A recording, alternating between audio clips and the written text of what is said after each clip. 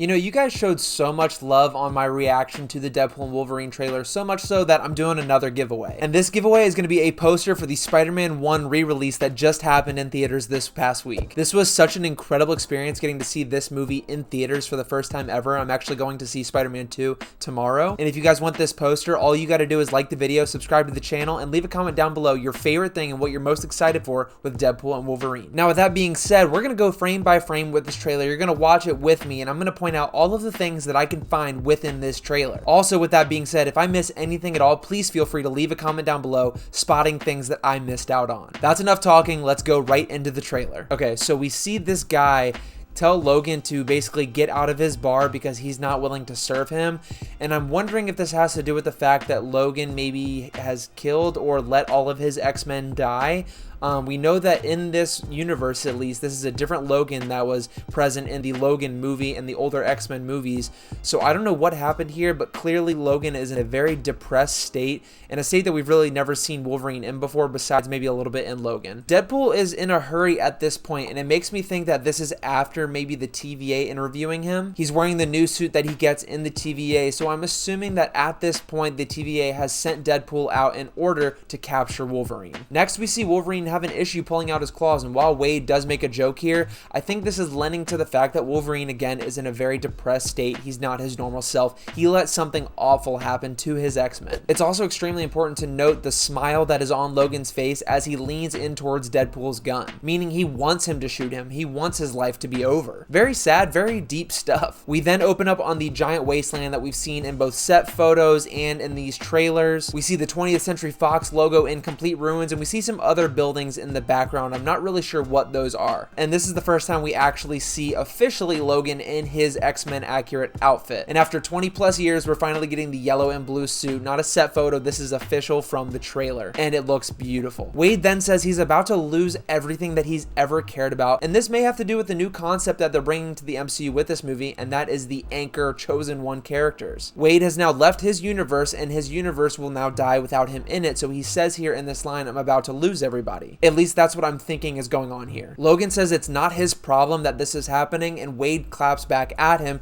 and says, is that what you said when your world went to crap? We then get a very interesting scene where we see a younger version of Logan kneeling at these stone structures. A lot of people have suggested that these are possibly the grave sites of all of the X-Men, and this is most likely a flashback sequence that we're going to get in the movie. We cut back to that line that Deadpool just said to Wolverine in the wasteland, and he seems to struck a nerve. We then cut to the TVA, and we see Agent Paradox with a bandage on his nose, so maybe Wolverine attacks him, but also the timeline's a little weird here, and I'm assuming this is after Wade brings him back to the TVA, because then we see Wade Wilson and Logan on the floor in the TVA. Paradox tells Deadpool that Wolverine let his world die. Now, a new development is in this fight scene right after this, we see a punch combo that is identical to the fight scene in the original Spider-Man, which I'm giving away, again, the poster for that movie in this video. This is so interesting, and I'm not sure if this is an Easter egg or this is just standard fighting choreography, but nonetheless so cool because this is a multiverse Marvel story, and with the movie just now re-releasing in theaters,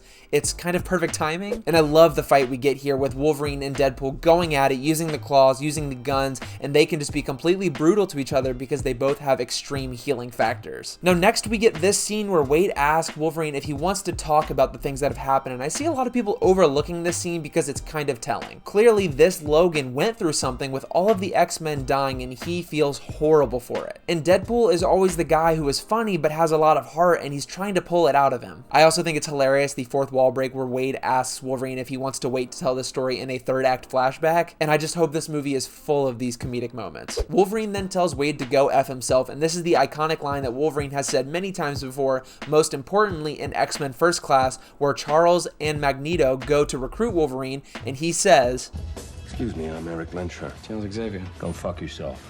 We then finally get to see Wolverine with the most comic accurate suit, minus the cowl, but we do see his sleeves ripped off. And man, Hugh Jackman got huge. They look incredible, and if you actually look at one of the storefronts in the back, you see the name Liefeld's. Liefeld is the original creator of Deadpool and Cable, and you can see the subtext on this sign saying just feet. This is hilarious because it points at the fact that Rob Liefeld, the original creator, again, of Deadpool, could not draw feet in comic books. It's so funny, and we also see Wade carrying carrying 2 golden pistols here, kind of hinting at the fact that he's the TVA's James Bond in a way. We then quickly cut to a scene where Wolverine says, "Trust me, kid, I'm no hero," and a lot of people have suggested that at this moment, Wolverine is actually going to be talking to Laura, X-23 from Logan. She's going to be grown up and she's going to be the main Wolverine in that universe now after Logan's death in the movie, and I think that would be really cool if we can see Logan, who is all damaged and broken, talk to a person who was helped by a different version of himself. Wade tells Logan that he was an X-Men, in fact, he was the X-Men, and this is also pointing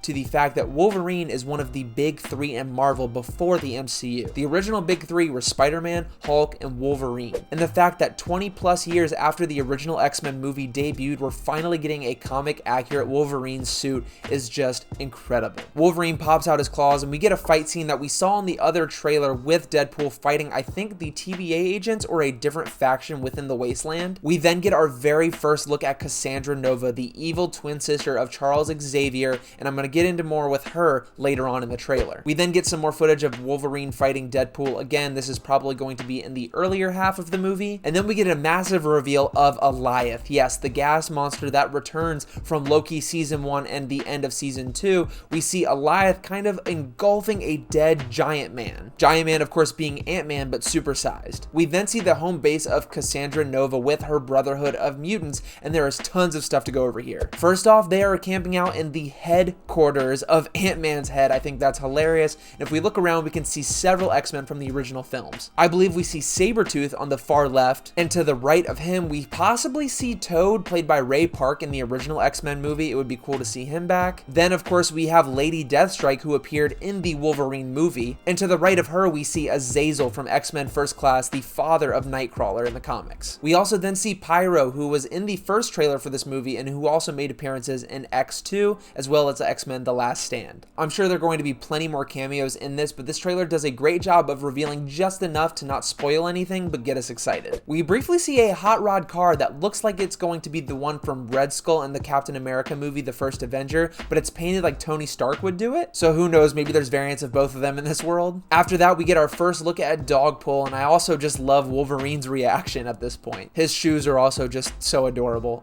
We then cut to a Mad Max-esque scene where we see this guy controlling these bikes in this giant wind solar powered machine. I don't know what this is. I'm sure we're going to find out tons about it in the movie. I'm assuming this is kind of an energy harvester, considering they're in the wasteland and there's nothing they can do. Next, we see Cassandra Nova completely control Wolverine telekinetically. Now, I don't know if this is because she has the powers of magnetism from Magneto, the way that she's able to move his adamantium claws around, but Cassandra Nova is super powerful and not one to mess with. We then get the hell yeah moment where we see Wolverine and Deadpool say, "Let's effing go," which, yeah, this movie has got me feeling like that 100%. I'm so excited for this. Deadpool and Wolverine are then jumping into a Doctor Strange Mystic Arts portal, and if we look to the back here, Cassandra Nova is standing right next to them. So people are wondering who opened this. Maybe it's Cassandra Nova. Maybe she isn't the evil villain of this movie, which I think she is, but maybe at this point she's helping them out with doing something. They jump to this portal, and clearly they've CGI edited whatever's on the other side of this portal out of this trailer because they don't want to reveal anything, and good on them for that. I want to save tons of things for the movie, like Wolverine's cowl, like the other cameos and things like that. After the title card, we meet up with Blind Al again, who asks Wade if they want to do some drugs, and of course